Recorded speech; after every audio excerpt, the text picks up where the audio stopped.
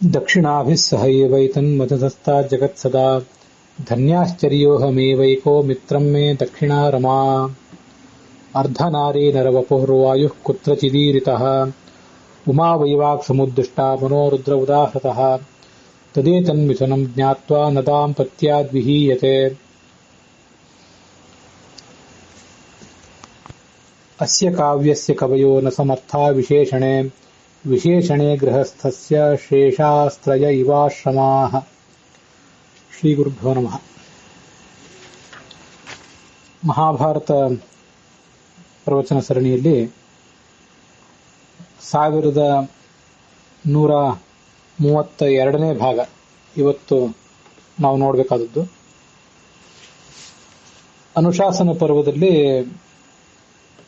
65ನೇ ಭಾಗ.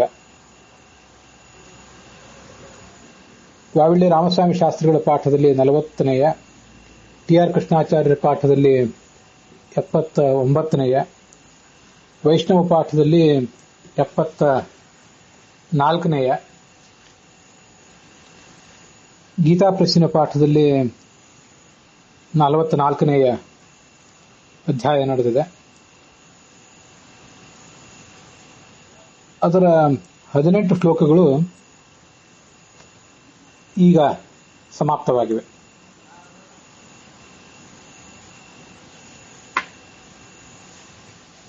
ಮಹಾಭಾರತಸ್ಯ ಭಗವತಾ ಬಾದರಾಯಣೇನ ಪ್ರಣೀತಸ್ಯ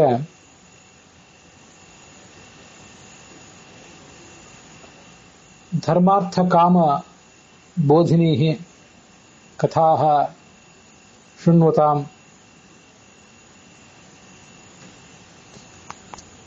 ಸರ್ವೇಷಾಂ ಸ್ವಸ್ತ್ಯಸ್ತು ಅಶೇಷ ಸಮಂಗಲಾನಿ ಚ ಭವಂತು. ಅಥ ಗತೆ ದಿನದ್ವಯೇ ಪ್ರವೃತ್ತಾಂ ಕಥಾಂ ಕಿಂಚಿದಿವ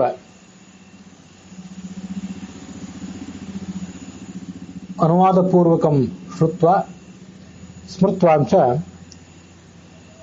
ಅದ್ಯತನ ಕಥಾಂ ಆಕರಣಯಾಮಸ್ತಾವತ್. ಗೃಹಸ್ಥಾಶ್ರಮೋಯಂ ಸರ್ವೇಷಾಂ ಧರ್ಮಾಣಾಂ ಮೂಲಂ. ದೇವಪೂಜಾ, ಪಿತೃಪೂಜಾ, ಅತಿಥಿಪೂಜಾ ಇತ್ಯಾದಿ ಸರ್ವಾಸಾಮಪಿ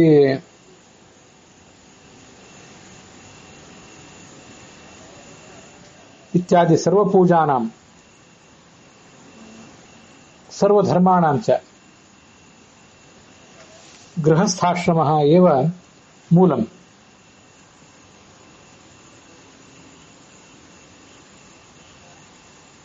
ಅನ್ಯೇ ತ್ರಯಃ ಆಶ್ರಮಾಃ ಬ್ರಹ್ಮಚರ್ಯಾಶ್ರಮಃ, ವಾನಪ್ರಸ್ಥಾಶ್ರಮಃ, ಗೃಹಸ್ಥಾಶ್ರಮಶ್ಚ ಸನ್ಯಾಸಾಶ್ರಮಶ್ಚ. ಏನಂ ಗೃಹಸ್ಥಾಶ್ರಮಂ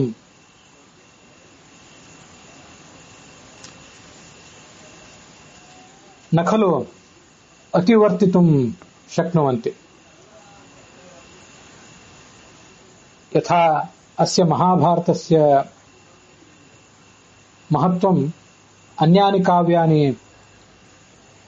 ನ ಅತಿವರ್ತಿತುಂ ಶಕ್ನುವಂತೆ.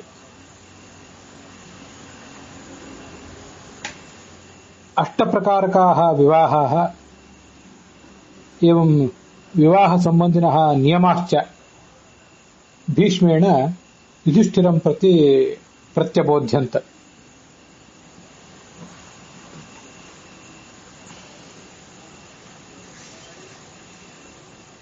ವಧೂವರಯೋಃ ವಯಸ್ಸಂಬಂಧಿ ನಿಯಮಾಃ ಗೋತ್ರಸಂಬಂಧಿ ನಿಯಮಾಶ್ಚ ತತ್ರೈವ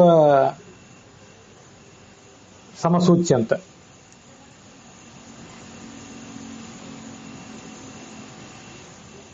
ವಿವಾಹಕಾಲೆ ವರಃ ಯಾ ಕನ್ಯಾ ಸ್ವಸ್ಯ ವರಸ್ಯ असपिंड एवं स्वस्य वरस्य ಮಾತುಃ ಅಸಪಿಂಡ ಸ್ವಸ್ಯ ವರಸ್ಯ ಪಿತುಃ ಅಸಗೋತ್ರಾ ಚ ತಾಮೇವ ವಿವಹೇತ್ ಇತಿ ಮನುಃ ಸ್ವಯಂ ಇತಿ ಮನುಸ್ಮೃತಿಕಾರೋಪಿ ಏವಮೇವ ಬ್ರವೀತಿ.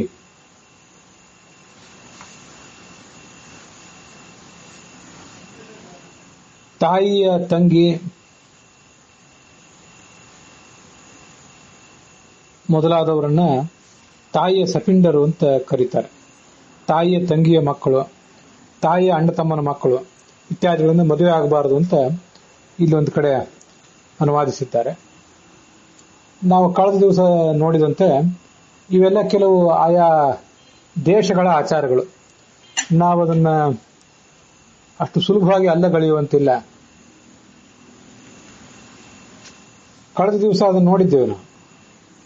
ಅನೇಕ ಕಡೆ ಇವತ್ತು ಕೂಡ ಈ ಪ್ರಾಣಿ ಪಕ್ಷಿಗಳ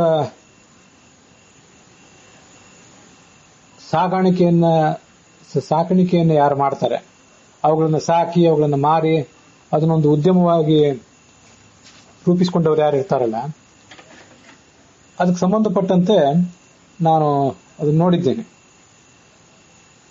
ಕುರಿ, ಕೋಳಿ, ಹಂದಿ ಮೊದಲಾದ ಪ್ರಾಣಿಗಳನ್ನ ಸಾಕಿ ಅದನ್ನ ಒಂದು ಉದ್ಯಮವನ್ನಾಗಿ ಮಾಡಿಕೊಂಡವರಿಗೆ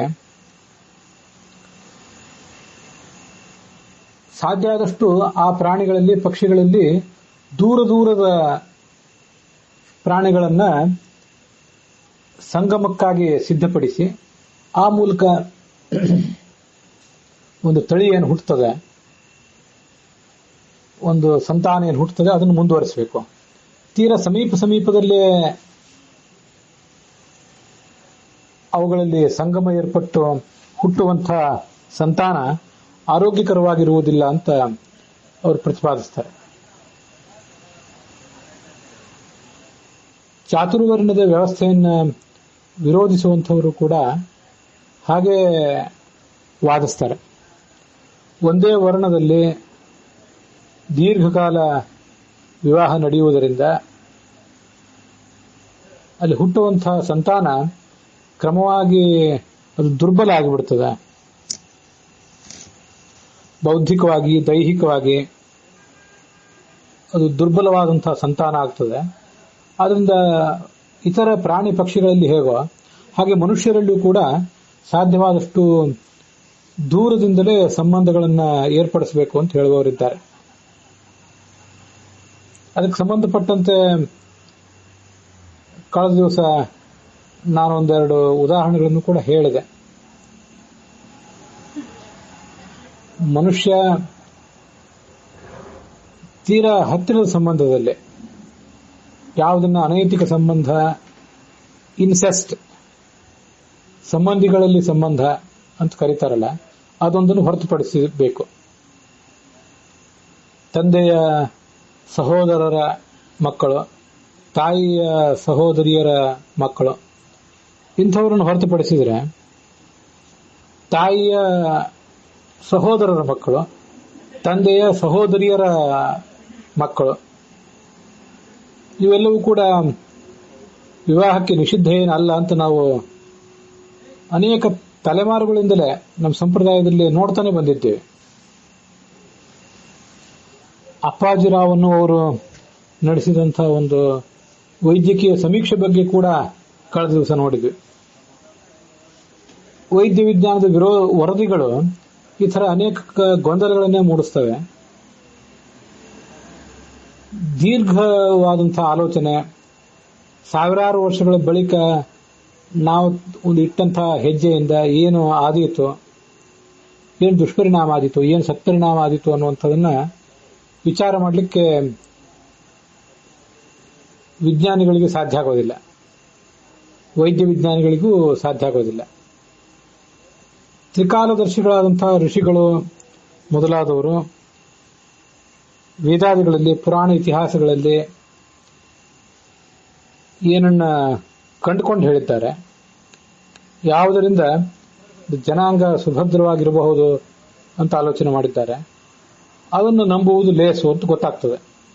ಇವತ್ತು ವಿಜ್ಞಾನ ಸಾಗ್ತಾ ಇರುವಂತ ಮಾರ್ಗವನ್ನು ನೋಡಿದರೆ, ಪ್ರಾಣಿಗಳಲ್ಲಿ, ಪಕ್ಷಿಗಳಲ್ಲಿ ದೂರ ದೂರದಿಂದಲೇ ಸಂಬಂಧಗಳನ್ನ ಏರ್ಪಡಿಸಬೇಕು, ಅದರಿಂದ ಬಲಿಷ್ಠವಾದಂತಹ ಸಂತಾನವೇ ಹುಟ್ಟುತ್ತದೆ ಅಂತ ಅಲ್ಲಿ ಕಂಡಿದೆ. ಮನುಷ್ಯರಿಗೂ ಹಾಗೆ ಆಗಬೇಕು ಅಂತ ಹೇಳುವವರಿದ್ದಾರೆ. ಪ್ರಾಣಿಗಳಿಗೂ ಮತ್ತು ಪಕ್ಷಿಗಳಿಗೂ ಇರುವಂತಹ ಒಂದು, ಪ್ರಾಣಿಗಳಿಗೂ ಪಕ್ಷಿಗಳಿಗೂ ಮತ್ತೊಂದು ಕಡೆ ಮನುಷ್ಯ ಜನಾಂಗಕ್ಕೂ ಇರುವಂತಹ ಒಂದು ವ್ಯತ್ಯಾಸ ಏನು? ಪ್ರಾಣಿಗಳಲ್ಲಿ, ಪಕ್ಷಿಗಳಲ್ಲಿ ದೈಹಿಕವಾಗಿ ಅವು ಬಲಿಷ್ಠವಾಗಿದ್ದರೆ, ರೋಗರಹಿತವಾಗಿದ್ದರೆ ಸಾಕು. ಅವುಗಳ ಮನಸ್ಸು, ಅವುಗಳ ಉಳಿದ ಅಂಶಗಳು ಅವ್ಯಾವು ಬಲಿಷ್ಠವಾಗಿಲ್ಲದೆ ಹೋದರೂ ಕೂಡ ಅಷ್ಟು ದೊಡ್ಡ ದೋಷ ಆಗೋದಿಲ್ಲ. ಆದರೆ ಮನುಷ್ಯನ ಜೀವನ ಬಹಳ ಸಂಕೀರ್ಣವಾದದ್ದು. ಅವನಿಗೆ ದೈಹಿಕ ಆರೋಗ್ಯ ಎಷ್ಟು ಮುಖ್ಯವೋ, ಧಾರ್ಮಿಕ ಆರೋಗ್ಯವೂ ಕೂಡ ಅಷ್ಟೇ ಮುಖ್ಯ, ಮಾನಸಿಕ ಆರೋಗ್ಯ ಮುಖ್ಯ. ಕೇವಲ ಬಲಿಷ್ಠವಾದಂತಹ, ದೈಹಿಕವಾಗಿ ಬಲಿಷ್ಠವಾದಂತಹ, ದೈಹಿಕವಾಗಿ ರೋಗರಹಿತವಾದಂತಹ ಸಂತಾನವನ್ನು ಪಡ್ಕೊಳ್ಳೋದು ಮಾತ್ರ ಆತನ ಗುರಿಯಾಗಿರೋದಿಲ್ಲ. ವಿವಾಹ ಆದ ಮೇಲೆ ಗಂಡು ಹೆಣ್ಣು ಇಬ್ಬರು ಕೂಡ ಒಂದು ಸಾಮರಸ್ಯದ ಜೀವನವನ್ನು ನಡೆಸಬೇಕಾದದ್ದು ಮನುಷ್ಯನಿಗೆ ಅತ್ಯಗತ್ಯವಾಗಿರ್ತದೆ. ಪ್ರಾಣಿಗಳಲ್ಲಿ ಇವತ್ತು ಈ ಸಂಗಾತಿ, ನಾಳೆ ಮತ್ತೊಂದು ಸಂಗಾತಿ, ಆದರೂ ಅವಕ್ಕೇನು ತೊಂದರೆ ಆಗೋದಿಲ್ಲ. ಪ್ರಾಣಿಗಳಂತೆಯೇ ಬದುಕಲಿಕ್ಕೆ ಹೊರಟಂತಹ ಮನುಷ್ಯರಿಗೂ ಕೂಡ ಸಂಗಾತಿಗಳಲ್ಲಿ ಮೇಲಿಂದ ಮೇಲೆ ಬದಲಾವಣೆ ಆಗ್ತಾ ಇದ್ರು ಅದು ಅವ್ರಿಗೇನು ದೊಡ್ಡ ವಿಷಯ ಆಗಿರ್ಲಿಕ್ಕಿಲ್ಲ. ಆದರೆ ಭಾರ್ಯ ದೈವಕೃತ ಸಖ ಅಂತ ನಮ್ಮ ಶಾಸ್ತ್ರ ಏನು ನಂಬಿದೆ, ಗಂಡ ಹೆಂಡಂದಿರು ಪರಸ್ಪರವಾಗಿ ದೇವರೇ ಕೊಡಮಾಡಿದಂತಹ ಗೆಳೆಯ ಗೆಳತಿಯರು ಅಂತ ಭಾವಿಸಿರುವಂತಹ ನಮ್ಮ ಸಂಸ್ಕೃತಿ, ನಮ್ಮ ಪರಂಪರೆ, ಅವುಗಳಲ್ಲಿ ಕೇವಲ ದೈಹಿಕವಾಗಿ ಬಲಿಷ್ಠವಾಗಿ ಮತ್ತೆ ರೋಗರಹಿತವಾಗಿ ಬದುಕಿದ್ರೆ ಮಾತ್ರ ಉಪಯೋಗ ಇಲ್ಲ. ಆ ಗಂಡು ಹೆಣ್ಣುಗಳಲ್ಲಿ, ಅವರ ಪರಿವಾರದಲ್ಲಿ, ಅವರ ಮಿತ್ರರಲ್ಲಿ ಎಲ್ಲರಲ್ಲೂ ಕೂಡ ಸಾಮರಸ್ಯ ಇತ್ಯಾದಿಗಳು ಇರಬೇಕಾಗ್ತದೆ. ಜೀವನ ಅಂದ್ರೆ ಕೇವಲ ಗಂಡ ಹೆಂಡಂದರ ಜೀವನ ಮಾತ್ರ ಅಲ್ಲ, ಕುಟುಂಬ, ಪರಿವಾರ, ಮಿತ್ರರು, ಸಂಬಂಧಿಗಳು ಇದೆಲ್ಲವೂ ಕೂಡ ಅಲ್ಲಿ ಸಂಬಂಧಪಟ್ಟೇ ಇರ್ತದೆ ಒಂದಲ್ಲ ಒಂದು ರೀತಿಯಿಂದ.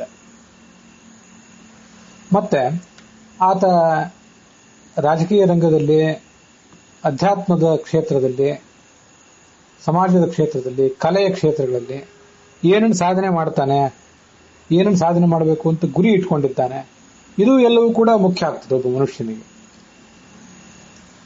ಪ್ರಾಣಿಗಳ ಜೀವನ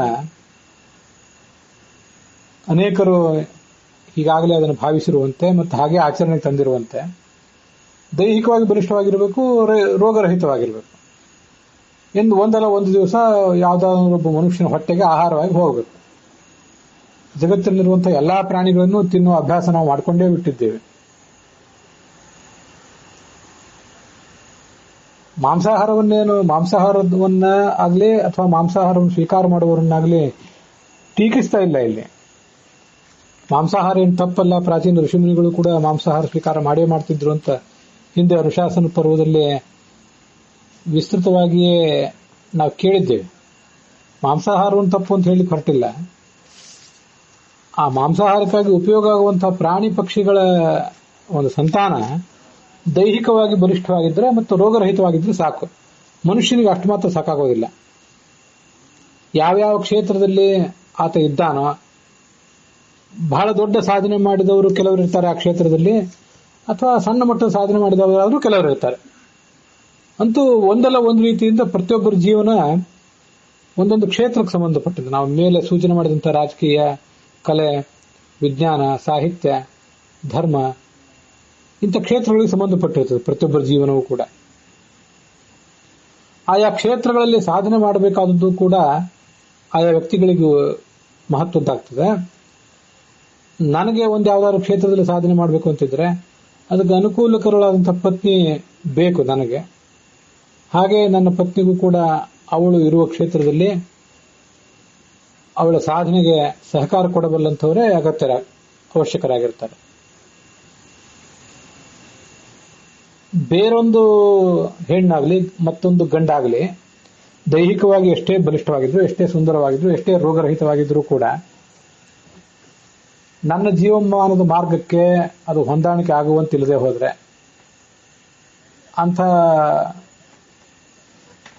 ಸಂಬಂಧಗಳು ಅಪೇಕ್ಷಿತ ಆಗೋದಿಲ್ಲ ಮನುಷ್ಯನಲ್ಲಿ.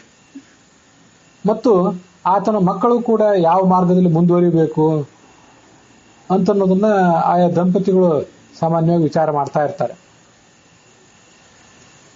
ಪ್ರತಿಯೊಂದು ಕ್ಷೇತ್ರದಲ್ಲಿದ್ದವರು ಕೂಡ ತಮ್ಮ ಮಕ್ಕಳು ನಾವು ಹಿಡಿದ ಕ್ಷೇತ್ರದಲ್ಲಿ ಮುಂದುವರಿಬೇಕು ಅಂತ ಸಾಮಾನ್ಯವಾಗಿ ಬಯಸ್ತಾರೆ. ಅದಕ್ಕನುಗುಣವಾಗಿ ವೈದ್ಯರಾದವರು ಮತ್ತೊಬ್ಬ ವೈದ್ಯರನ್ನೇ ಮದುವೆ ಮಾಡ್ಕೊಳ್ತಾರೆ. ತಮ್ಮ ಕ್ಷೇತ್ರದಲ್ಲಿ ಯಾರಿಗೆ ಹೊಂದಾಣಿಕೆ ಸಾಧ್ಯವೋ ಅಂತವ್ರನ್ನೇ ಮದುವೆ ಮಾಡ್ಕೊಳ್ತಾರೆ. ಕಲೆ, ಮನರಂಜನೆ ಮೊದಲಾದ ಕ್ಷೇತ್ರಗಳಲ್ಲಿದ್ದವರು ಅದಕ್ಕೆ ಅನುಕೂಲಕರವಾದಂತಹ ಸಂಬಂಧಗಳನ್ನ ಹುಡುಕ್ತಾರೆ. ಅದನ್ನು ಹೊರತುಪಡಿಸಿ ಬೇರೆ ಯಾವುದೋ ಕ್ಷೇತ್ರದಲ್ಲಿ ಹುಡುಗನೋ ಹುಡುಗಿಯೋ ತುಂಬಾ ಸುಂದರನಾಗಿದ್ದಾನೆ, ತುಂಬಾ ಬಲಿಷ್ಠನಾಗಿದ್ದಾನೆ, ಆರೋಗ್ಯವಂತನಾಗಿದ್ದಾನೆ ಎಂದು ಮಾತ್ರಕ್ಕೆ ತಮ್ಮದಲ್ಲದ ಕ್ಷೇತ್ರ, ತಮಗೆ ಅನಪೇಕ್ಷಿತವಾದ ಕ್ಷೇತ್ರ, ತಮಗೆ ತುಂಬಾ ದೂರದ ಕ್ಷೇತ್ರ, ಅಂಥ ಕ್ಷೇತ್ರಗಳಿಂದ ಆ ಕ್ಷೇತ್ರದಲ್ಲಿರುವಂತಹ ವ್ಯಕ್ತಿಗಳಿಂದ ಸಂಬಂಧ ತರೋದಿಲ್ಲ ಮನುಷ್ಯನಿಗೂ ಪ್ರಾಣಿಗಳಿಗೂ ಇದು ವ್ಯತ್ಯಾಸ. ಕೇವಲ ಗಂಡು ಹೆಣ್ಣು ಕೂಡಿ ಬಲಿಷ್ಠವಾದ ಸಂತಾನವನ್ನು ಪಡ್ಕೊಳ್ಳೋದು ಮಾತ್ರ ಮುಖ್ಯ ಅಲ್ಲ. ಅನೇಕ ಗುರಿಗಳು ಆತನ ಜೀವಮಾನದಲ್ಲಿರ್ತವೆ, ಅನೇಕ ಆದರ್ಶಗಳು ಆತನ ಜೀವಮಾನದಲ್ಲಿರ್ತವೆ. ಹಾಗೆಲ್ಲ ಇರುವಾಗ ತಾಯಿಯ ಸಪಿಂಡರಾಗಿರಬಾರ್ದು, ತಂದೆಯ ಸಗೋತ್ರರಾಗಿರಬಾರ್ದು. ಇಷ್ಟನ್ನು ಮಾತ್ರ ಹೊರತುಪಡಿಸ್ಬೇಕು, ಇಷ್ಟನ್ನು ಮಾತ್ರ ದೂರ ಇಡಬೇಕು. ಸಪಿಂಡರು ಅಂದ್ರೆ ತಾಯಿಯ ಅಣ್ಣ ತಮ್ಮನ ಮಕ್ಕಳು ಅಂತ ಏನು ಬರೆದಿದ್ದಾರೆ, ಅದು ಕೂಡ ಇಲ್ಲೊಬ್ರು ಅನುವಾದ ಮಾಡಿದ್ದಾರೆ ಹೊರತು ಅದೇನು ಪೂರ್ಣವಾದಂತಹ ಸರಿಯಾದಂತಹ ಅನುವಾದ ಏನಲ್ಲ. ತಾಯಿಯ ಅಣ್ಣ ತಮ್ಮಂದಿರ ಮಕ್ಕಳನ್ನು ಮದುವೆ ಮಾಡ್ಕೊಳ್ಳೋದು, ತಂದೆಯ ಅಕ್ಕ ತಂಗಿಯರ ಮಕ್ಕಳನ್ನು ಮದುವೆ ಮಾಡ್ಕೊಳ್ಳೋದು, ಇವೆಲ್ಲ ರೂಢಿಯಲ್ಲಿ ಇದ್ದೇ ಇದೆ. ಅದರಿಂದ ಅಂಥದ್ದೇನು ಮಹಾ ರೋಗ ಬರ್ತದೆ, ದೈಹಿಕ ಊನತೆಗಳು ಬಂದಾವು ಅಂತ ನನಗೇನು ಅನಿಸೋದಿಲ್ಲ. ಅದಕ್ಕೆ ಸಂಬಂಧಪಟ್ಟಂತ ಕಾರಣಗಳನ್ನು ಕೂಡ ತೋರಿಸಿದ್ದೇನೆ ಕಳೆದ ದಿವಸ, ವೈದ್ಯಕೀಯ ಸಮೀಕ್ಷೆಗಳು ಮೊದಲಾದದ್ದು. ಮತ್ತೆ ಅದೆಷ್ಟೋ ಕಾಲದಿಂದ ನಮ್ಮ ದೇಶದಲ್ಲಿ ಅಂತಹ ವಿವಾಹಗಳನ್ನು ನಡೆಯುವುದನ್ನ ನಾವು ಕೂಡ ನೋಡೇ ಇದ್ದೇವೆ. ಆದರೂ ಬಹಳ ಹತ್ತಿರದ ಸಂಬಂಧಗಳಲ್ಲಿ, ಇನ್ಸೆಸ್ಟ್ ಅಂತ ಕರೆಸ್ಕೊಳ್ಬಹುದಾದಂತಹ ಸಂಬಂಧಗಳಲ್ಲಿ ಅಂತಹ ಮದುವೆಗಳು ನಡೆದರೆ ಅದರಿಂದ ದೈಹಿಕವಾಗಿ ಹಾನಿ ಇದೆ ಅಂತ ನಾವು ತಿಳ್ಕೊಳ್ಬೇಕು. ಅದನ್ನ ಈಜಿಪ್ತಿನ ನಾಗರಿಕತೆ ಮೊದಲಾದವುಗಳಿಗೆ ಸಂಬಂಧಪಟ್ಟಂತೆ ಕಳೆದ ದಿವಸ ನೋಡಿದ್ದೇವೆ. ಒಬ್ರು ಶ್ರೋತೃಗಳು ನೆನಪಿಸಿದರು, ಪಾರ್ಸಿಗಳು, ಅವರು ಕೂಡ ಅಗ್ನಿ ಸೂರ್ಯನನ್ನು ಆರಾಧನೆ ಮಾಡುವವರು. ಝೆಂಡ್ ಅವೆಸ್ತಾ ಅಂತ ಅವ್ರ ಗ್ರಂಥ, ಝರತುಷ್ಟ್ರ ಅವರ ಮೂಲ ಪುರುಷ. ಅವರಲ್ಲಿ ಬಹಳ ಹತ್ತಿರದ ಸಂಬಂಧಿಗಳಿಂದಲೇ ವಿವಾಹಕ್ಕೆ ಸಂಬಂಧಗಳನ್ನು ತಂದು ಆ ಸಂತಾನ ಮುಂದುವರಿಕೆಗೆ, ಬಲಿಷ್ಠವಾದಂತಹ ಸಂತಾನದ ಮುಂದುವರಿಕೆಗೆ ಅದರಿಂದ ಸಾಕಷ್ಟು ತೊಂದರೆ ಆಗಿದೆ. ಅವರಲ್ಲಿ ಜನಸಂಖ್ಯೆಯೂ ಕೂಡ ಕುಸಿತಾ ಇದೆ ಅಂತನ್ನೋದನ್ನೆಲ್ಲ ನಾನು ಹಿಂದೆ ಓದಿದ್ದೆ. ಅದನ್ನೊಬ್ಬರು ಗಮನಕ್ಕೆ ತಂದರು. ಇವತ್ತು ಅದನ್ನು ಮತ್ತೆ ಹೇಳ್ತಿದ್ದೇನೆ. ಇಷ್ಟೆಲ್ಲ ವಿಷಯಗಳಿವೆ. ಮದುವೆ ಅಂದರೆ, ಮನುಷ್ಯನ ಮದುವೆ ಅಂದರೆ ಅದರಲ್ಲಿ ಇಷ್ಟೆಲ್ಲ ವಿಷಯಗಳು ಅಡಕವಾಗಿವೆ. ಅವತ್ಯಾವುದೋ ಕಣ್ಣಿಗೆ ಕಾಣಿಸಿದ್ದು ಒಂದು ಹುಡುಗನೋ ಹುಡುಗಿಯೋ ಚಂದ ಕಾಣಿಸಿದ್ದು, ಆರೋಗ್ಯವಂತವಾಗಿ ಕಾಣಿಸಿದ್ದು, ದೈಹಿಕವಾಗಿ ಬಲಿಷ್ಠವಾಗಿ ಕಾಣಿಸಿದ್ದು, ಅದನ್ನ ಅಂತ ಹುಡುಗನನ್ನೋ ಮದುವೆ ಮಾಡಿಕೊಂಡು ಜೀವನ ನಡೆಸಿಬಿಡ್ತೇನೆ ಅನ್ನುವಂಥದ್ದಲ್ಲ. ಅದು ಮನುಷ್ಯನ ಜೀವನಕ್ಕೆ ಹೊಂದಾಣಿಕೆ ಆಗುವಂಥದ್ದಲ್ಲ ಅದು. ಅದಕ್ಕಾಗಿ ಇಷ್ಟೆಲ್ಲ ಜಿಜ್ಞಾಸೆಯನ್ನ ಭೀಷ್ಮ ಮತ್ತು ಯುಧಿಷ್ಠಿರರು ಮಾಡ್ತಾ ಇದ್ದಾರೆ. ಯುಧಿಷ್ಠಿರ ಕೇಳ್ತಾನೆ ಮುಂದಿನ ಪ್ರಶ್ನದಲ್ಲಿ, ಶುಲ್ಕ ಮನ್ಯೇನ ದತ್ತಂ ಸ್ಯಾತ್ ದದಾನೀತ್ಯಾಹ ಚಾಪರಃ. ವಿವಾಹಕ್ಕಾಗಿ ಒಬ್ಳು ಕನ್ಯೆ ಇದ್ದಾಳೆ, ಅವಳನ್ನ ಮದುವೆ ಮಾಡಿಕೊಳ್ಳಿಕ್ಕಾಗಿ ಒಬ್ಬ ಕನ್ಯಾ ಶುಲ್ಕ ಕೊಟ್ಟಿದ್ದಾನೆ.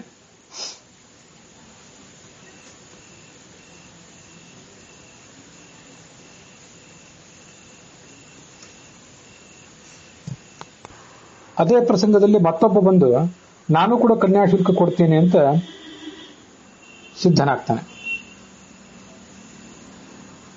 ಮೂರನೇ ಅವನೊಬ್ಬ ಬಂದು ಬಲಾತ್ಕಾರವಾಗಿ ಆ ಕನ್ಯೆಯನ್ನು ಎಳ್ಕೊಂಡು ಹೋಗಲಿಕ್ಕೆ ಸಿದ್ಧನಾಗ್ತಾನೆ. ನಾಲ್ಕನೆಯವನೊಬ್ಬ ಬರ್ತಾನೆ. ಆ ನಾಲ್ಕನೆಯವನು ಹೆಚ್ಚು ಧನವನ್ನು ತೋರಿಸಿ ಕನ್ಯೆಯ ಮಾತಾಪಿತೃಗಳಿಗೆ ಬೇಕಾದಷ್ಟು ಹಣ ಕೊಡ್ತೀನಿ ಅಂತೇಳಿ ಆಸೆ ತೋರಿಸ್ತಾನೆ. ಮೂರನೆಯವನು ದೈಹಿಕವಾದ ಶಕ್ತಿ, ಅಧಿಕಾರದ ಶಕ್ತಿಯನ್ನು ಬಳಸಿ ಕನ್ಯೆಯನ್ನು ಎಳ್ಕೊಂಡು ಹೋಗಲಿಕ್ಕೆ ಸಿದ್ಧನಾಗ್ತಾನೆ. ನಾಲ್ಕನೆಯವನು ಒಂದನೆಯವನು ಮತ್ತು ಎರಡನೆಯವನಿಗಿಂತ ಹೆಚ್ಚಿನ ದುಡ್ಡನ್ನು ಕೊಡ್ಲಿಕ್ಕೆ ಸಿದ್ಧನಾಗ್ತಾನೆ.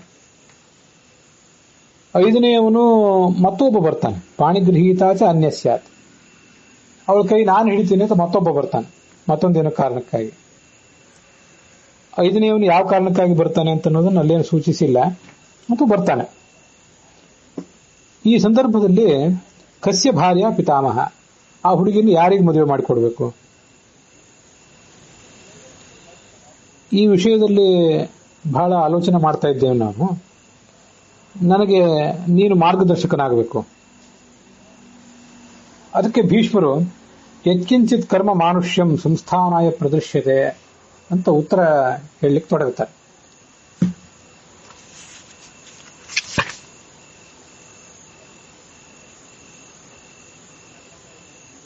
ಮನುಷ್ಯನ ಹಿತಕ್ಕಾಗಿಯೇ ಗಂಡು ಹೆಣ್ಣುಗಳು ಕೂಡಿ ಬಾಳಿ ಬದುಕಬೇಕು ಅನ್ನುವಂಥ ಒಂದು ಉದ್ದೇಶದಿಂದಲೇ ಈ ಎಲ್ಲ ವ್ಯವಸ್ಥೆಗಳನ್ನು ನಾವು ಮಾಡಿರೋದು ಕಂಡು ಬರ್ತದೆ.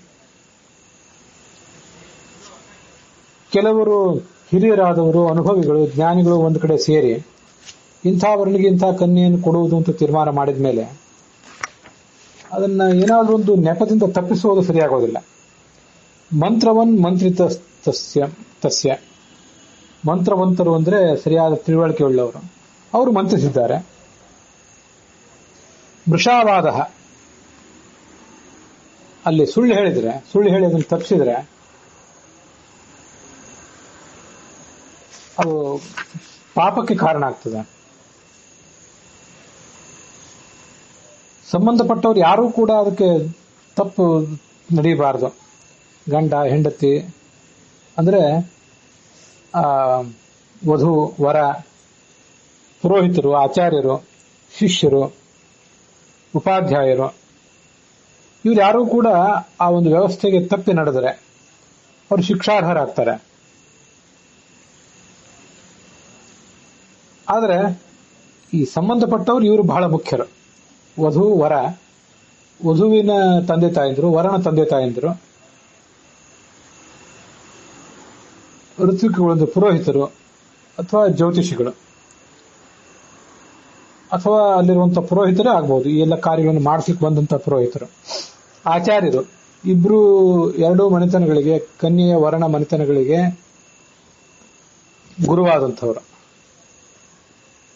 ಅಥವಾ ಮನೆತನದ ಶಿಷ್ಯರು, ಅವರ ಅವಲಂಬಿಗಳು ಅಂತ ಹೀಗೆ ತಿಳ್ಕೊಳ್ಬೇಕು. ಆಚಾರ್ಯರು ಮತ್ತು ಶಿಷ್ಯರು. ಉಪಾಧ್ಯಾಯರು ಅಂದ್ರೆ ಪಾಠ ಹೇಳಿಕೊಡುವಂಥವ್ರು. ಆಚಾರ್ಯರು ಅಂದ್ರೆ ಪಾಠ ಹೇಳಿಕೊಡದೆ ಹೋದ್ರು ಕೂಡ ಆ ಮನೆತನದ ಯೋಗಕ್ಷೇಮವನ್ನು ನೋಡ್ಕೊಳ್ಳುವಂಥವ್ರು.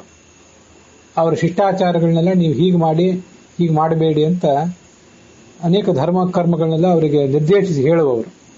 ಉಪಾಧ್ಯಾಯರು ಅಂದ್ರೆ ನಿರ್ದಿಷ್ಟ ವಿಷಯವೊಂದನ್ನ ಬೋಧಿಸುವವರು.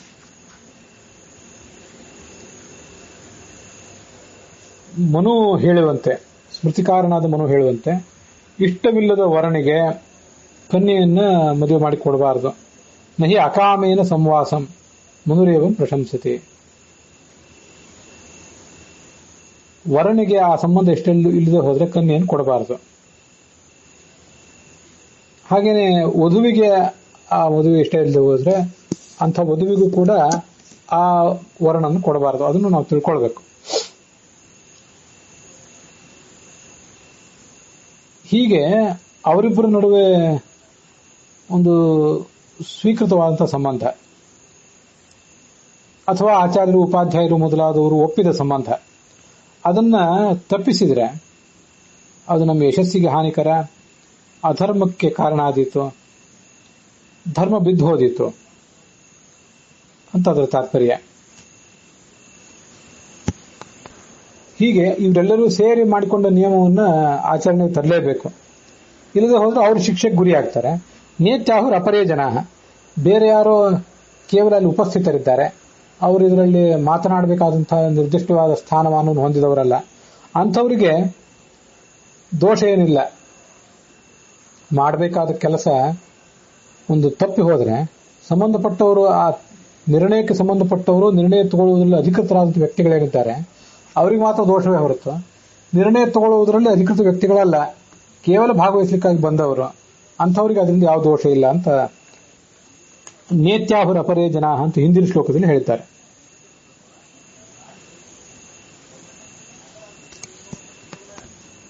ವಿವಾಹ ವಿಧಿಗಳು ನಾನಾ ಥರ ಇರ್ತವೆ. ಧರ್ಮತೋ ಯಾಂ ಪ್ರಯಚ್ಛಂತಿ ಯಾಂಚ ಕ್ರೀಣಂತಿ ಭಾರತ. ಕೆಲವು ಕಡೆ ಕನ್ಯೆ ತಂದೆ ತಾಯಂದಿರು ಬಂಧು ವರ್ಗದವರೆಲ್ಲ ಒಬ್ಬ ವರನಿಗೆ ಪೂರ್ಣವಾದ ಮನಸ್ಸಿನಿಂದ ಮದುವೆ ಮಾಡಿಕೊಡ್ತಾರೆ. ಅವಳನ್ನ ತನ್ನ ಮನೆ ಕರ್ಕೊಂಡು ಹೋಗ್ತಾನೆ, ಅದರಲ್ಲಿ ಏನು ದೋಷ ಇಲ್ಲ, ಯಾಕಂದ್ರೆ ಮದುವೆಯನ್ನು ಮಾಡಿಕೊಟ್ಟಿದ್ದಾರೆ. ಅಥವಾ ಕನ್ಯಾಶುಲ್ಕ ಕೊಟ್ಟು ಆ ಮೂಲಕ ಮದುವೆ ಮಾಡಿಕೊಂಡಿದ್ದಾರೆ. ವಿವಾಹ ವಿಧಿಗಳೇ ಈ ಪ್ರಕಾರ ಇರೋದ್ರಿಂದ ಇದರಲ್ಲಿ ಯಾವ ದೋಷವೂ ಕೂಡ ಇಲ್ಲ. ವಿವಾಹ ಕನ್ಯಾ ಶುಲ್ಕವನ್ನು ಕೊಟ್ಟು ಮದುವೆ ಮಾಡಿಕೊಳ್ಳೋದು ಕೂಡ ಒಂದು ಕಾಲಕ್ಕೆ ಪ್ರಚಲಿತವೇ ಇತ್ತು. ಆಯಾ ದೇಶದ ಆಚಾರಗಳಷ್ಟೇ ಅವೆಲ್ಲ.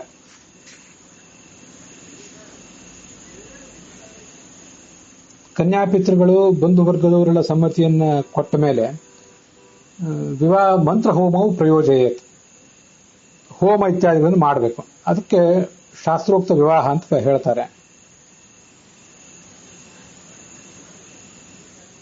ನ ಅದತ್ತಾಯ ಕಥಂಚನ.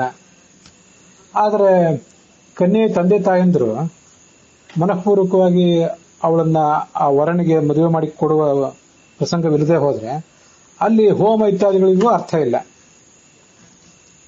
ಹೋಮ ಇತ್ಯಾದಿಗಳು ನಡೆಯೋದು ಯಾವಾಗ ಅಂದ್ರೆ ಆ ವಧೂವರರು ಇಬ್ರು ಕೂಡ ಪರಸ್ಪರ ಒಪ್ಪಿರಬೇಕು, ಮತ್ತೆ ತಂದೆ ತಾಯಂದ್ರು ಕೂಡ ಒಪ್ಪಿರಬೇಕು. ಹಾಗಿದ್ದಾಗ ಮಾತ್ರ. ಭಾರ್ಯಾ ಪತ್ಯೋಹೋ ಮಿತಃ ಕೃತಃ ಮಂತ್ರ ಸಮಯ.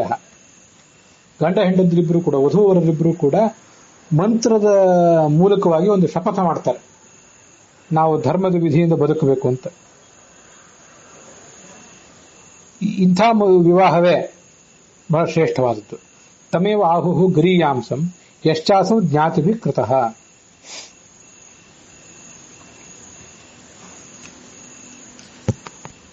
ದೈವದತ್ತಾಂ ಪ್ರತಿರ್ಭಾರ್ಯಾಂ ವೇತ್ತಿ ಧರ್ಮಸ್ಯ ಶಾಸನಾತ್ ಸದೈವೀಂ ಮಾನುಷೀಂ ವಾಚಂ ಅನೃತಾಂ ಪ್ರತ್ಯುದಸ್ಯತೆ. ಇಂಥ ಪ್ರಸಂಗಗಳಲ್ಲಿ ಈ ಹಿಂದಿನ ಶ್ಲೋಕವನ್ನು ನೋಡಿದ್ರೆ ಆ ಹಿಂದಿನ ಶ್ಲೋಕದ ಬೆಳಕಿನಲ್ಲಿ ಈ ಶ್ಲೋಕವನ್ನು ಕೂಡ ಅರ್ಥ ಮಾಡಿಕೊಳ್ಳುವುದಾದ್ರೆ ಅದು ಹೀಗೆ ಕಾಣಿಸ್ತದೆ.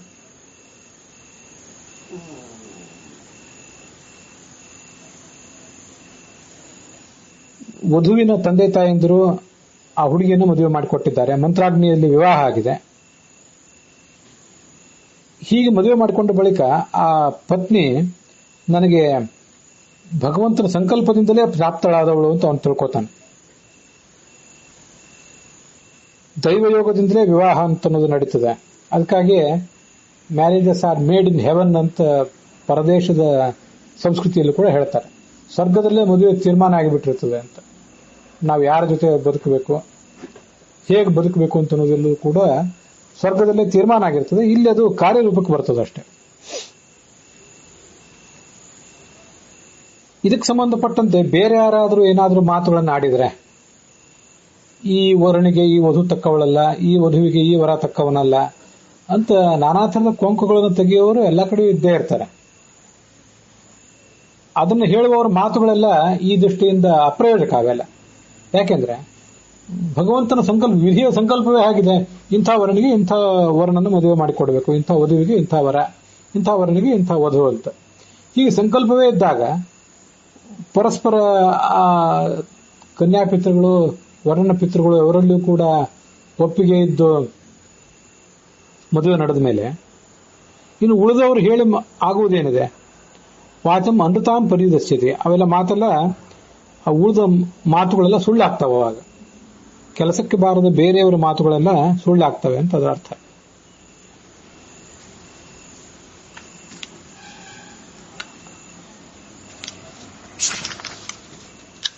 ಈ ಕಾರಣದಿಂದ ವಿವಾಹ ಅಂತ ಅನ್ನೋದು ದೈವಕಲ್ಪಿತ, ಭಾರ್ಯ ದೈವಕೃತ ಸಖ ಅಂತ ಯುಧಿಷ್ಠಿರನು ಕೂಡ ಹಿಂದೆ ಯಕ್ಷ ಪ್ರಶ್ನದಲ್ಲಿ ಯಕ್ಷನ ಎದುರಿಗೆ ದೇವರು ಕೊಟ್ಟ ಗೆಳೆಯ ಯಾರು, ಗೆಳತಿ ಯಾರು ಅಂತ ಪ್ರಶ್ನೆ ಕೇಳಿದಾಗ ಅದಕ್ಕೆ ಉತ್ತರ ರೂಪವಾಗಿ ಇದನ್ನೇ ಹೇಳಿದ್ದಾನೆ.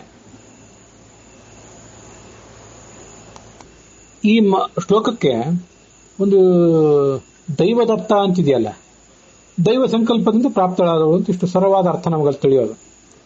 ಲಕ್ಷಾಲಂಕಾರ ದೈವದತ್ತ ಅಂತ ಅನ್ನೋದಕ್ಕೆ ದೇವತಾ ಚೀಟಿಕಾದಿನ ಪ್ರಾಪ್ತಾಂ ಅಂತ ಒಂದು ಅರ್ಥವನ್ನು ಹೇಳಿದೆ. ವಧುವಿನ ತಂದೆ ತಾಯಂದಿರು, ವರನ ತಂದೆ ತಾಯಂದಿರು, ವಧು ವರ ಸಂಬಂಧಪಟ್ಟವರೆಲ್ಲರೂ ಕೂಡ ಈ ಒಂದು ಮದುವೆಯನ್ನು ಮಾಡ್ಕೊಳ್ಬೇಕೇ ಬೇಡವೆ ಅಂತ ಹೀಗೆಲ್ಲ ಜಿಜ್ಞಾಸೆಗೆ ಕೂತಾಗ ಭಗವಂತನ ಇಚ್ಛೆಗೆ ಇದು ಸ್ವೀಕೃತವಾಗಿದೆಯೋ ಇಲ್ವೋ ಅಂತ ಆಲೋಚನೆ ಮಾಡ್ತಿರ್ತಾರೆ. ಆಗ ಅನೇಕ ಪ್ರಸಂಗಗಳಲ್ಲಿ ಭಗವಂತನ ಸಂಕಲ್ಪವನ್ನು ನಾವು ಅರಿಯೋದು ಹೇಗೆ, ಅದಕ್ಕೆ ಕೆಲವು ಮಾರ್ಗಗಳಿವೆ. ಅದನ್ನು ನೀವು ಕೂಡ ಎಲ್ಲ ಕಡೆ ನೋಡಿರ್ತೀರಿ.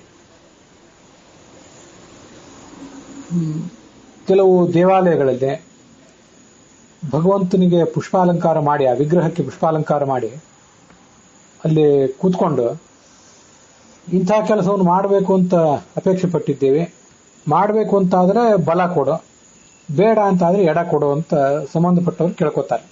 ಬಲ ಕೊಡುವುದು, ಎಡ ಕೊಡುವುದು ಅಂದ್ರೆ ಬಲಗಡೆಯಿಂದ ಹೂವನ್ನು ಬೀಳಿಸೋದು, ಅದು ದೇವರಿಗೆ ಆ ವಿಷಯ ಸ್ವೀಕೃತ ಅಂತ ಅರ್ಥ. ಎಡಗಡೆಯಿಂದ ಹೂವು ಬಿದ್ದರೆ, ಭಗವಂತನ ವಿಗ್ರಹದ ಮೇಲಿದ್ದ ಹೂವು ಎಡಗಡೆಯಿಂದ ಬಿದ್ದರೆ ಅದು ಭಗವಂತನ ಸ್ವೀಕೃತ ಅಲ್ಲ ಅಂತ ಅಭಿಪ್ರಾಯ. ಎಲ್ಲ ಕೂಡ ಹೂಗಳ ಬದಲಾಗಿ ಅಡಿಕೆ ಫಲವನ್ನ ಆ ದೇವರ ಕಣ್ಣಿಗೋ ಮತ್ತೆಲ್ಲೋ ಒಂದು ಕಡೆ ಇಟ್ಟಿರ್ತಾರೆ. ಅಡಿಕೆ ಹೂವು ಬಲಕ್ಕೆ ಬಿದ್ದರೆ ಕೆಲಸ ಆಗಬಹುದು ಅಂತನೂ, ಬಲಕ್ಕೆ ಬಿದ್ದರೆ ಬೇಡ ಅಂತನೂ ಅದನ್ನ ಸ್ವೀಕರಿಸ್ತಾರೆ. ಹೀಗೂ ಎಲ್ಲ ಕಂಡು ಬರ್ತದೆ. ಇದನ್ನು ಫಲ ಕೇಳುವುದು, ಎಡ ಕೇಳುವುದು, ಬಲ ಕೇಳುವುದು ಅಂತ ಹೀಗೆಲ್ಲ ಕರೀತಾರೆ. ಅನೇಕ ಈಶ್ವರನ ದೇವಾಲಯ, ಹನುಮಂತನ ದೇವಾಲಯಗಳೆಲ್ಲ ಇದು ನಡೆದೇ ಇರ್ತದೆ. ಮತ್ತು ಒಂದು ವಿಶಿಷ್ಟವಾದ ಸಂಗತಿ ಇದೆ. ನಮ್ಮ ಕಾಲದಲ್ಲಿ ಅತ್ಯಂತ ಪ್ರಾಜ್ಞರಾದವರು, ಅನುಭಾವಿಗಳ ಜೀವಮಾನವನ್ನು ಅತ್ಯಂತ ಧಾರ್ಮಿಕವಾಗಿ ನಡೆಸಿದಂಥ ಯಾರಾದರೂ ವ್ಯಕ್ತಿಗಳಿದ್ದರೆ, ಸನ್ಯಾಸಿಗಳು ಅಥವಾ ಹಿರಿಯ ವಯಸ್ಕರಾದಂತಹ ಆಚಾರ್ಯರು ಅಂಥವ್ರು ಯಾರಾದರೂ ಕಂಡು ಬಂದರೆ ಅವರ ಸಮೀಪಕ್ಕೆ ಹೋಗಿ ಇಂಥ ಕೆಲಸವನ್ನು ಮಾಡಬೇಕು ಅಂತ ಅಪೇಕ್ಷೆ ಪಟ್ಟಿದ್ದೇನೆ, ಮಾಡಬೇಕೋ ಬೇಡವೋ ಅಂತ ಕೇಳ್ತಾರೆ. ಹಾಗೆ ಕೇಳುವವರಲ್ಲಿ ಸನ್ಯಾಸಿಗಳಿರ್ಬೋದು, ಪಂಡಿತರಿರ್ಬೋದು, ಪುರೋಹಿತರಿರ್ಬೋದು, ಜ್ಯೋತಿಷಿಗಳಿರ್ಬೋದು, ಅಷ್ಟಮಂಗಲ ಪ್ರಶ್ನ, ತಾಂಬೂಲ ಪ್ರಶ್ನ, ಹೀಗೆಲ್ಲ ಕೆಲವು ಪ್ರಶ್ನೆಗಳನ್ನು ಕೇಳುವಂಥ ಜ್ಯೋತಿಷಿಗಳು ಇರ್ತಾರೆ. ಕುಂಡಲಿ ನೋಡಿ ಹೇಳುವವರು ಇರ್ತಾರೆ. ಮತ್ತೆ ತತ್ಕಾಲದಲ್ಲಿ ಪ್ರಶ್ನೆ ಹಾಕಿ ಅದನ್ನು ಗಮನಿಸುವಂತ ಕವಡೆಗಳ ಮೂಲಕ ಭವಿಷ್ಯ ಹೇಳುವವರು ಕೂಡ ಇರ್ತಾರೆ. ಅಂಥವ್ರು ಯಾರೋ ಒಬ್ಬರನ್ನು ಕೇಳ್ತೇವೆ, ಅವರು ತಮಗೆ ತಿಳಿದಂತಹ ಸಂಗತಿಯನ್ನು ಹೇಳ್ತಾರೆ. ಅದನ್ನೇ ದೈವ ಸಂಕಲ್ಪ ಅಂತ ಅನ್ನೋದು. ಇದಲ್ಲದೆ ಇನ್ನೊಂದು ವಿಧಾನವೂ ಕೂಡ ಇದೆ. ಬಹಳ ಪ್ರಾಜ್ಞರಾದಂಥವ್ರು, ಮೇಧಾವಿಗಳಾದಂಥವ್ರು ಏನ್ ಇಡ್ತಾರೆ, ಅವರ ಎದುರಿಗೆ ಪ್ರಶ್ನವನ್ನು ಇಟ್ಟಾಗ ಅವರು ತಾತ್ಪರ್ಯ ನಿರ್ಣಯ ಮೊದಲಾದ ಗ್ರಂಥಗಳನ್ನ ತಮ್ಮ ಎದುರಿಗೆ ಇಟ್ಟುಕೊಂಡು ಭಗವಂತನನ್ನು ಧ್ಯಾನಿಸಿ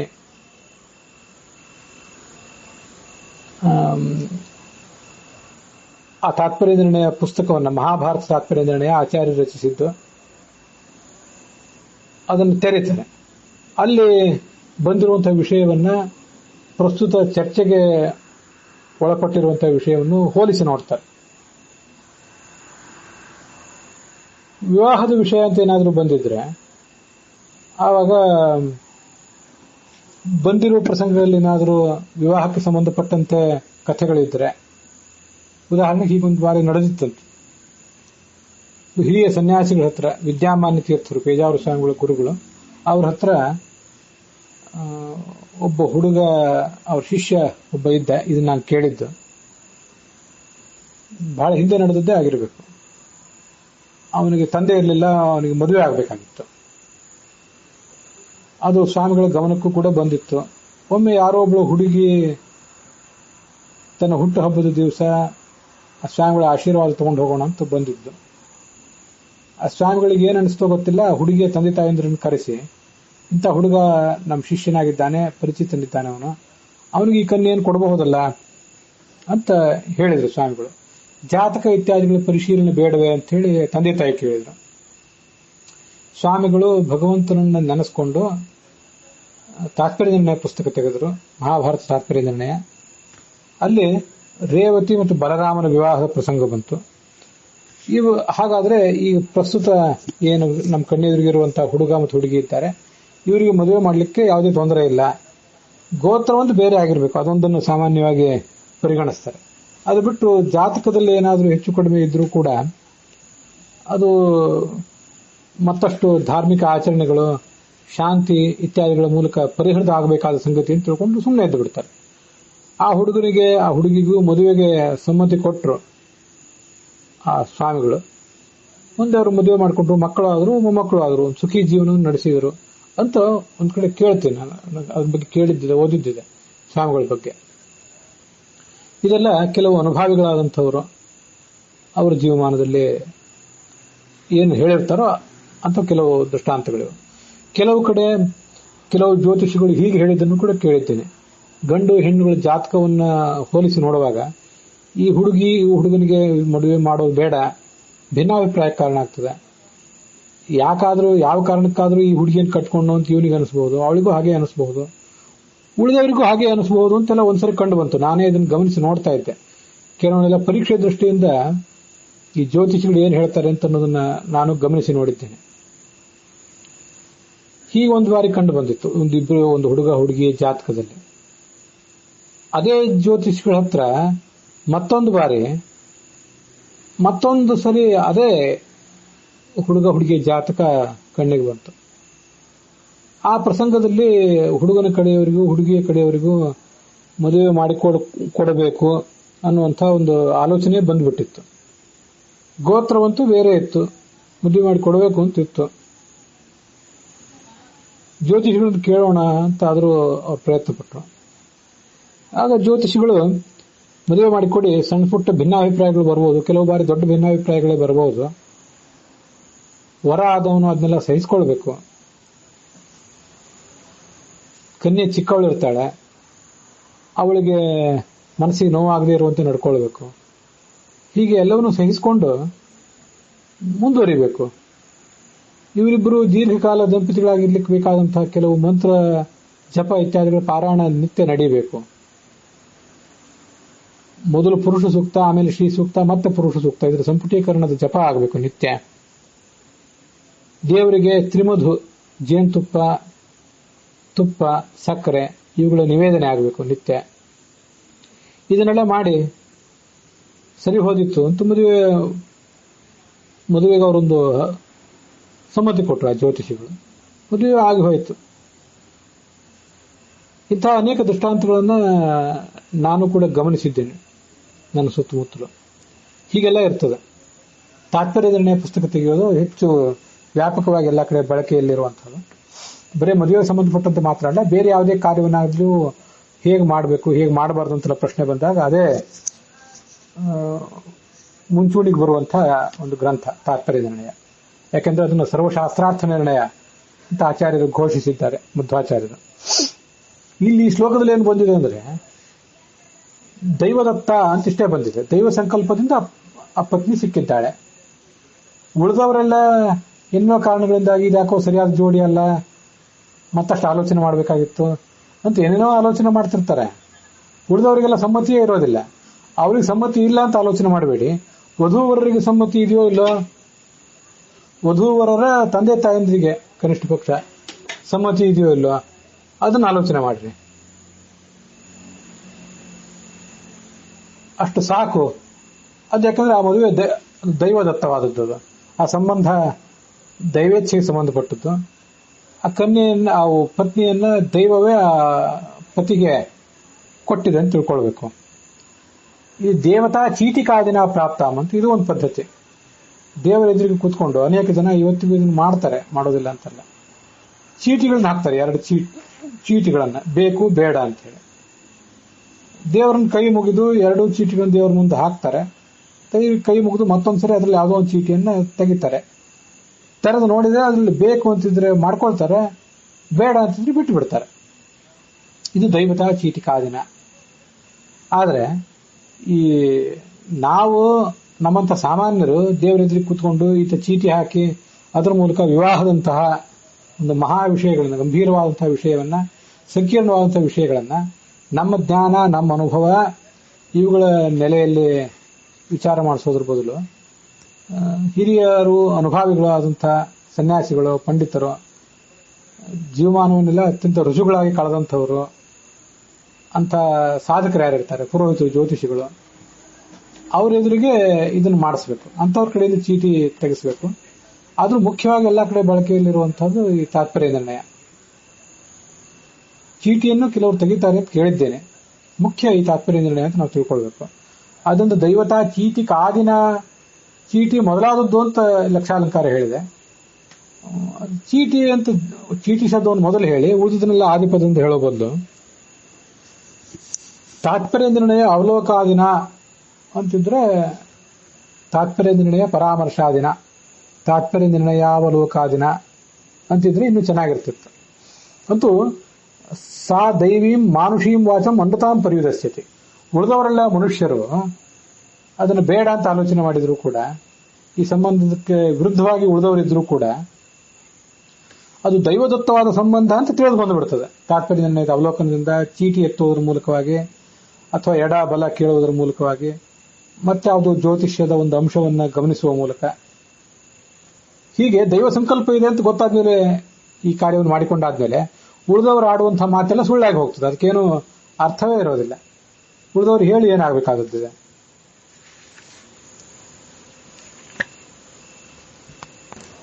ಅಲ್ಲಿಗೆ ಈಗ ನಡೆದಿರುವಂತಹ ಅಧ್ಯಾಯದ 27ನೇ ಶ್ಲೋಕ ಅಥವಾ 28ನೇ ಶ್ಲೋಕ, ಅಮೃತಾಂ ಪರ್ಯುದಸ್ಯತಿ ಎನ್ನುವ ಶ್ಲೋಕ, ಆ ಶ್ಲೋಕದ ಶ್ರವಣದೊಂದಿಗೆ ಇವತ್ತಿನ ಈ ಭಾಗ ಸಮಾಪ್ತವಾಗಿದೆ.